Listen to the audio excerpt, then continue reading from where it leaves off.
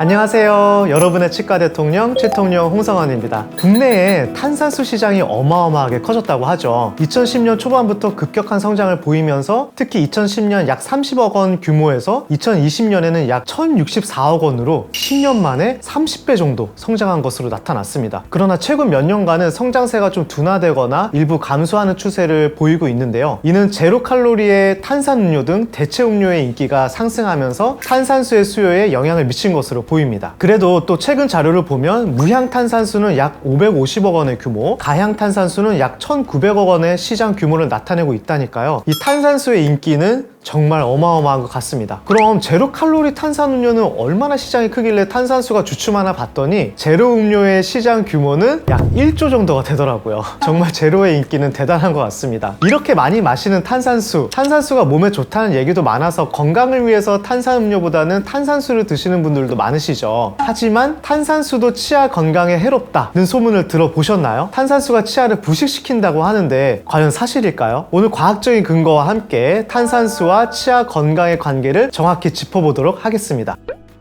먼저 탄산수가 무엇인지부터 간단하게 알아볼까요? 탄산수는 물에 청량감을 주기 위해서 이산화탄소를 녹여서 만든 음료인데요. 이 과정에서 탄산이 형성돼서 약간의 산성을 띠게 됩니다. 이 pH 스케일에서 7이면 중성, 1로 갈수록 산성, 14쪽으로 갈수록 알칼리성을 띠게 되는데요. 일반 물이 중성의 pH 7이고 탄산수는 약 4에서 5 정도의 약산성을 나타냅니다. 그런데 여기서 약산성이라고 하더라도 이 pH 스케일은 로그 스케일이라서 숫자 1씩 줄어들수록 10배씩 산성이 강해진다고 보시면 돼요. 그래서 pH가 4 정도 된다고 하면 pH 7에 비해서 pH 4가 1000배 정도 산성이 강하다고 보시면 되는 거예요. 엄청 차이가 심한 거죠. 7이랑 4는 3 차이밖에 안 나니까 별 차이가 없다고 생각할 수 있는데 실제로는 1000배 차이가 나는 겁니다. 그래서 이전 영상에서 콜라는 pH가 2.5 정도라고 말씀을 드렸는데 이 경우에는 계산을 해보면 중성인 물보다 약 31,600배 정도의 산성이 강한 거고 또 pH 4인 산성의 탄산수보다도 약 32배 정도 산성이 강하다고 볼 수 있겠습니다. 콜라의 산성도는 정말로 강한 게 되겠죠. 제로 콜라도 그냥 콜라랑 산도가 비슷하다고 말씀을 드렸으니까 제로 콜라를 마신다고 하더라도 탄산수보다 훨씬 더 산성이 강한 강산인 거죠. 그럼 여기서 질문, 탄산수가 이렇게 산성이면 치아에 영향을 줄까요? 치아 표면은 범랑질이라고 하는 아주 단단한 보호층으로 둘러싸여 있다고 말씀을 드렸었어요. 이 범랑질은 아주 단단하지만 한 가지 약점이 있는데요. 바로 산에 부식이 된다는 거예요. pH 5.5 이하의 산성에서 범랑질은 부식이 시작이 됩니다. 결론적으로 일단 영향을 준다고 볼 수 있고요. 충치가 생기는 원리가 충치 세균이 구강 내에 당을 분해해서 젖산을 배출하고 이 젖산에 의해서 치아가 부식이 돼서 충치가 생긴다고 말씀을 드렸잖아요. 그럼 여기서 세균이 배출하는 젖산의 산도가 좀 궁금하실 수도 있을 것 같아요. 젖산의 순수한 pH는 약 2.4에서 3 정도의 산도를 나타내고요. 하지만 구강 내에서 생성된 젖산의 pH는 침에 의해서 농도가 좀 달라질 수 있겠죠. 충치균이 활발하게 작용할 때 치아 표면의 pH는 약 4.5 이하까지 떨어질 수 있다고 하고요. 플라그라고 하는 그 치태 내부에는 pH가 4.0에서 4.5까지 낮아질 수 있습니다. 또 심한 경우에는 3.5에서 4.0까지도 내려가기도 하는데 우리가 섭취하는 탄산수의 pH가 4에서 5 정도잖아요. 그럼 이미 충치세균이 활발하게 작용을 하는 치아 표면의 상태를 바로 그냥 탄산수를 넣어줌으로써 바로 즉석으로 만들어주는 거죠. 즉석 충치 파티가 되는 거예요.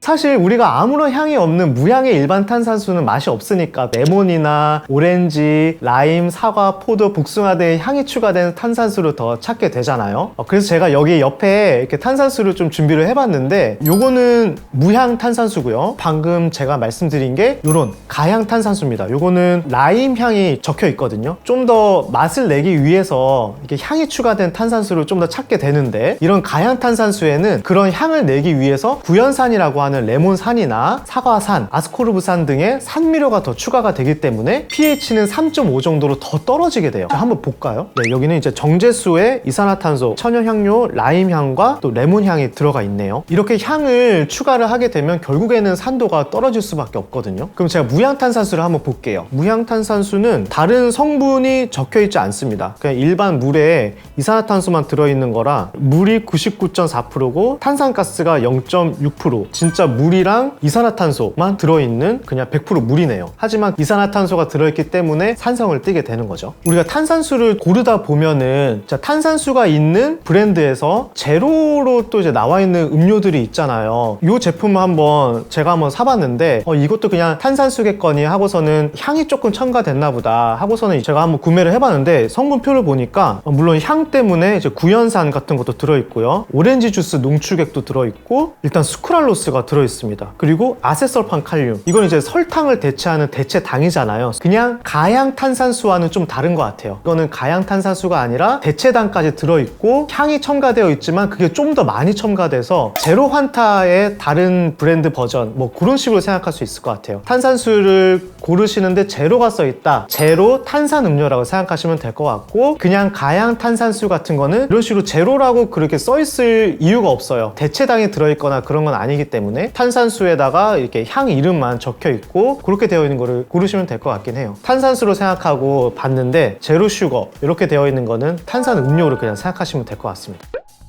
지금까지 근거들로 탄산수가 치아에 좋지 않다는 것은 명백하게 밝혀진 것 같아요. 그럼 탄산수는 절대 마시면 안 되는 걸까요? 물론 탄산수를 자주 마시는 것보다 안 드시는 게 가장 좋겠죠. 하지만 약간 희망적인 얘기는 우리 침에는 중탄산 이온이 있어서 산성의 구강 환경을 중화시켜주는 역할을 하고, 또 부식이 된 치아를 다시 원상복구시키는, 재광화시키는 놀라운 능력이 있어요. 하지만 바로 그렇게 되는 건 아니고 한 30분 정도 걸린다고 하거든요. 그러니까 가끔 한번 딱 먹는 게 아니라 탄산수를 정말 물을 섭취하듯이 자주 드신다면은 치아가 다시 원상복구될 시간이 좀 부족하겠죠. 그래서 그 사이에 충치세균에 의한 젖산도 같이 작용을 한다면 충치가 쉽게 생길 수 있겠습니다. 기호식품으로서 가끔 드신다면 조금 더 현명하게 드실 수 있는 방법은 있어요. 일단 탄산수를 드시고 나서는 물로 입을 좀 헹궈주세요. 이 간단한 방법만으로도 입안이 중성화가 되는데 큰 도움을 주고요. 같은 맥락으로 탄산수 섭취 후에 우유를 좀 드셔주시는 것도 좋습니다. 하지만 주의해야 할 것은 이 우유도 당이 있기 때문에 무가당이나 또 저당 우유를 섭취하는 것이 좋겠고요. 우유도 산성화된 구강 환경을 중화시켜주는 역할을 하거든요. 또 청량감으로 탄산수를 드신다면 빨대를 이용해서 가급적이면 치아에 닿지 않게 목구멍으로 바로 쏴주면 더 시원하겠죠. 그리고 탄산수를 선택하실 때도 당이 들어있거나 또 향이 첨가된 탄산수를 드시기보다는 무가당, 무향의 탄산수를 드시는 것이 더 좋겠고요. 식사와 함께 탄산수를 드셨다면 물로 입을 헹궈내 주신 다음에 약 30분 정도 후에 양치를 해주세요. 또 부식이 되고 탈의가 된 치아의 표면이 다시 침에 의해서 원상 복구되는, 재광화되는 과정에 시간을 좀 기다려주는 거죠. 또 바로 양치를 하게 되면은 오히려 또 거칠어진 치아의 표면을 더 안 좋게 하는 역할을 하니까 오히려 더 안 좋을 수 있어요. 또 이렇게 드신다면 탄산수를 가끔 드시더라도 건강하게 드실 수가 있습니다.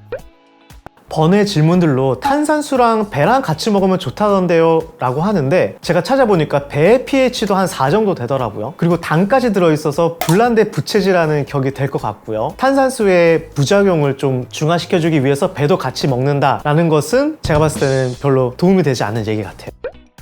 탄산수와 아몬드를 같이 먹으면 좋다던데요 라는 질문도 있는데, 아몬드의 pH가 좀 중성의 성질이거든요. 그래서 탄산수의 산성도를 좀 완충해주는 효과를 좀 기대하는 것 같은데요, 제 생각에는 물로 헹궈내 주거나 그냥 우유를 섭취하는 것이 훨씬 더 좋은 방법일 것 같고요. 신체 건강에 도움을 주는 탄산수의 그 효능과 아몬드의 효능을 더해서 같이 먹으면 좋다라고 하는 것 같은데요, 이 구강 건강의 측면에서는 크게 도움이 될 만한 게 없을 것 같습니다. 지금 아몬드 얘기가 나와서 말인데, 저도 이렇게 하루경과 같은 거 있잖아요. 이거 자주 먹거든요. 이런 거에는 또 좀 더 맛있게 하기 위해서 요거트볼 같은 것도 들어있어요. 그래서 요거트도 산도를 보니까 pH 4.0 정도 되거든요. 그것도 치아에 좋을 리가 없겠죠. 그리고 다니까 또 당류도 있고 해서 하루에 하나 정도만 드시는 게 일단 좋을 것 같아요. 지난번에 제로 탄산 음료에 대한 영상을 찍었을 때도 말씀드렸지만, 제가 콜라를 너무 좋아해서 안 되겠다, 콜라를 끊고 콜라가 먹고 싶을 때 탄산수를 마셔보자 해가지고 탄산수를 좀 즐겨 마셨던 적이 있거든요. 그런데 저도 제로 콜라가 나오면서 다시 제로로 갈아타게 됐던 것 같아요. 제로니까 괜찮잖아 라는 생각으로. 저도 영상을 준비하면서 많이 느낀 건데, 그래도 제로 콜라보다는 탄산수가 낫기는 해요. 근데 앞으로 다시 콜라가 먹고 싶을 때 탄산수를 먹도록 저도 좀 해보고요. 또 현명하게 마시는 방법을 지키면서 점점 줄여나가야 될 것 같습니다. 이상 여러분들과 함께 반성하는 치통령이었고요. 오늘 영상에 도움이 많이 되셨다면 구독과 좋아요, 알림 설정까지 부탁드려요. 지금까지 치통령 홍성원이었습니다. 다음에 또 만나요.